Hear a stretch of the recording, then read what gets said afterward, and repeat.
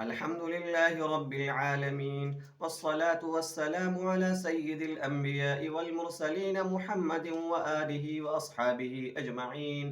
أما بعد، قال الله تبارك وتعالى في القرآن المجيد والفرقان الحميد: أعوذ بالله من الشيطان الرجيم، بسم الله الرحمن الرحيم. اتل ما أوحي إليك من الكتاب وأقم الصلاة إن الصلاة تنهى عن الفحشاء والمنكر ولذكر الله أكبر والله يعلم ما تصنعون. وقال النبي صلى الله عليه وسلم: إن الله يرفع بهذا الكتاب أقواما ويضع به آخرين، أو كما قال النبي صلى الله عليه وسلم. ہر قسم کی تعریف و توصیف، کبریائی و بڑائی، تقدیس و تکریم اور تحمید و تحلیل اس اللہ رب العالمین کے لیے ہے جس نے ساری کائنات کو عدم سے وجود بخشا اور ان کی ہدایت کے لیے گاہے بگاہے نبیوں کا انتظام کیا، نبیوں کو مبعوث کرتا رہا، اور سب سے اخیر میں اپنے پیارے محبوب محمد صلی اللہ علیہ وسلم کو مبعوث فرمایا اور ان کو عالمی نبی بنا کر بھیجا۔ اور انگنت درود و سلام نازل ہو جناب محمد الرسول اللہ صلی اللہ علیہ وسلم پر، جنہوں نے اللہ کے بندوں تک پیغام رسالت کو پہنچانے میں ذرہ برابر بھی کمی کوتاہی نہیں کی۔ اور رحمت کاملہ نازل ہو صحابہ کرام پر اور ان کے آل و اولاد اور ان کے متبعین پر، جنہوں نے اس دین متین کی حفاظت کا بیڑا اٹھایا۔ دوستو، میں نے آپ کے سامنے قرآن مجید کی ایک آیت تلاوت کی ہے، ساتھ ہی ایک حدیث مبارک تلاوت کی ہے۔ ان دونوں کا ترجمہ آپ کے سامنے پیش کرنے والا ہوں، ذرا غور سے سنیں اور اسے اپنے دل میں بیٹھانے اور جمانے کی کوشش کریں کہ اللہ رب العزت اپنے بندوں سے کیا کہنا چاہتا ہے اور اللہ رب العزت اپنے بندوں سے کیا چاہتا ہے۔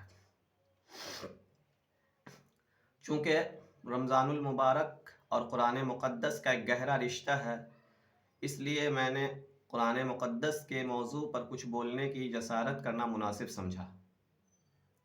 دوستو، اللہ رب العزت اپنی کتاب میں جناب محمد الرسول اللہ صلی اللہ علیہ وسلم کو مخاطب کر کے فرماتا ہے: اے نبی، پڑھیے اس کتاب کو جو آپ پر نازل کی گئی، یعنی قرآن مجید کی تلاوت کریے۔ یہ اللہ تعالیٰ نبی پاک صلی اللہ علیہ وسلم کو حکم دے رہا ہے، آرڈر کر رہا ہے۔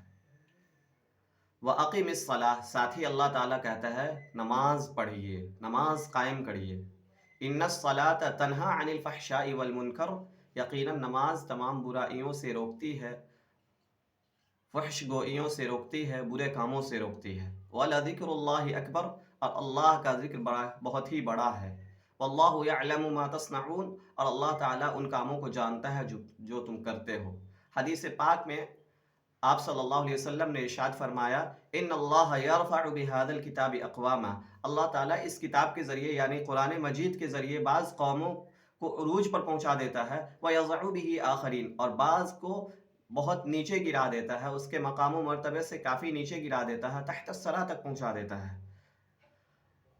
یہ دنیا میں دو طرح کے لوگ ہیں جس کے بارے میں آپ صلی اللہ علیہ وسلم نے اشارتاً فرمایا کہ یہ قرآن مقدس ایسی کتاب ہے کہ جو اس کو گلے سے لگاتا ہے، جو اس کو سینے سے لگاتا ہے، جو اس پر عمل کرتا ہے، اس کو سمجھنے کی کوشش کرتا ہے، اس میں تدبر کرتا ہے، اس میں تفکر کرتا ہے، اس کو سوچتا ہے، سمجھتا ہے، اس کے احکام پر عمل کرنے کی کوشش کرتا ہے، اس کی تبلیغ کرتا ہے، اس کو معاشرے میں رواج دیتا ہے، ایسے لوگوں کے لیے اللہ تبارک و تعالیٰ کا وعدہ ہے کہ اللہ تعالیٰ ان کو اعلیٰ مقام دے گا، اعلیٰ درجات عطا فرمائے گا، عزت دے گا، روزے دے گا، جنت الفردوس میں انہیں اعلیٰ مقام دے گا، جنت ان کے لیے آسان کر دے گا۔ اور کچھ لوگ ایسے بھی ہیں جو قرآن مقدس کو گلے لگانے کے بجائے قرآن مقدس کو جھٹلاتے ہیں، جیسے کہ کفار مکہ اور اس زمانے کے بے شمار کافرین جو قرآن مقدس کو جھٹلاتے ہیں، قرآن مقدس کی طرف غلط نسبت کرتے ہیں اور یہ کہتے ہیں کہ گڑھی ہوئی کتاب ہے، محمد نے اس کتاب کو گڑھا ہے، وغیرہ وغیرہ۔ یہ ہر زمانے میں ایسے لوگ رہے ہیں، ابو جہل اور ابو لہب وغیرہ اور پورا کفار مکہ، جس نے قرآن مجید کے بارے میں طرح طرح کی باتیں کی، آپ صلی اللہ علیہ وسلم کے بارے میں طرح طرح کی باتیں کی، کہا کہ یہ کاہن ہے، یہ جادوگر ہے، یہ شاعر ہے، اس نے اپنے سے یہ کتاب گڑھی ہے اور اس کتاب کو قرآن کا نام دے دیا وغیرہ وغیرہ. تو ایسے لوگوں کے لیے اللہ رب العالمین نے اعلان کیا ہے وَيَضَعُ بِهِ آخَرِينَ کا، کہ ان کے درجات کو اللہ تعالیٰ اتنا گھٹا دے گا، اتنا گھٹا دے گا کہ وہ بالکل زمین کے نیچے چلے جائیں گے، یعنی ان کو جہنم میں جانا پڑے گا.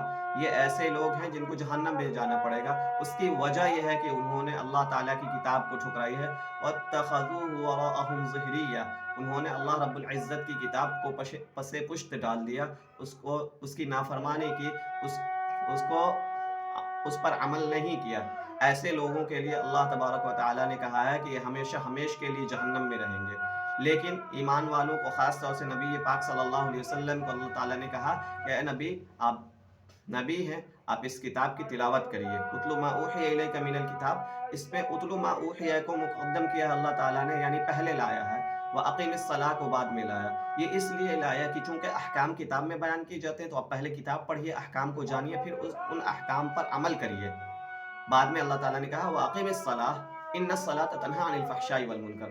پھر اس کے بعد اللہ تعالیٰ نے اقیم الصلاۃ کے بعد ذکر کیا ان الصلاۃ تنہا عن الفحشاء والمنکر، کہ آپ، کیونکہ نماز تمام برائیوں سے اور بدگوئیوں سے روکتی ہے، یعنی ہر غلط کام سے نماز روکتی ہے.